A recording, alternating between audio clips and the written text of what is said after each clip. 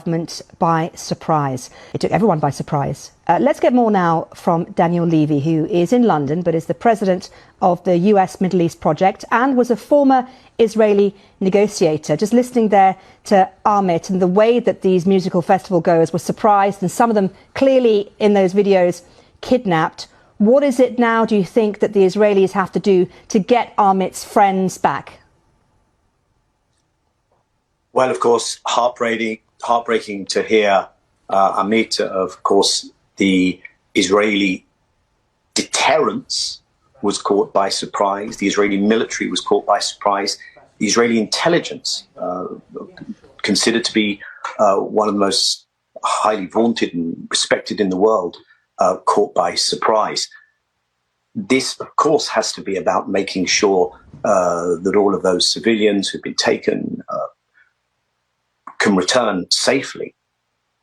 But I fear that if we end the conversation there, Marianne, we may have a similar conversation sometime in the not too distant future.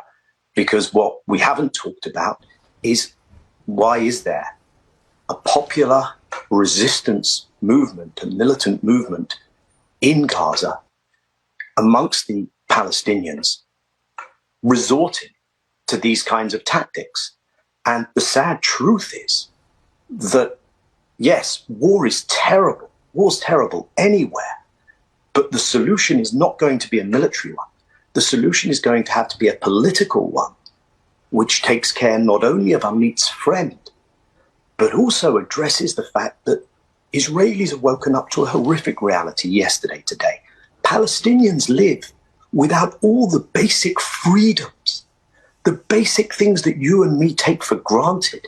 They live under a permanent occupation for approaching 6 decades. It's been called an apartheid regime. There can be, sadly, no security, not for Amit, not for his festival-going friends, as long as Palestinians are deprived their most basic rights and freedoms and dignity. So if we zoom out, difficult as it is to do on a day like today, and after listening to Amit, if we zoom out, we're going to have something which not only addresses that question you just raised, but addresses the absence of any horizon of hope for millions of Palestinians, not just this weekend, but every day of every year for decades. But given, Daniel, the extent of this attack, given the ferocity of the attack, given the makeup of the Israeli government right now, how likely is it that things are going to change? Very unlikely indeed. But let's not have a time horizon of days or months in front of us.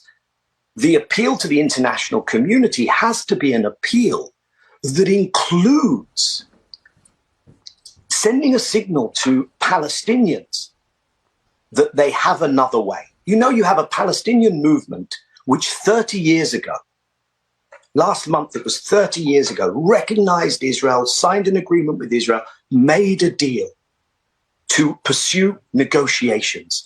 And since that time, the number of illegal Israeli settlers has quadrupled.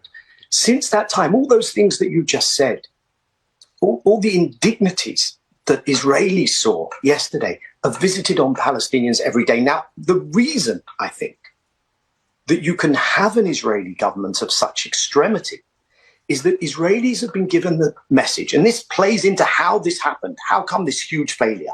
Israelis have been given the message by their friends in America, Britain, and the West that it's okay, you can do anything to the Palestinians, and we'll have your back. And that leads to Israel making the wrong decisions. It means Israel has avoided the hard choices. It means Israel has told itself that it can deal with this. The Palestinians are not a real problem. The world is okay with it.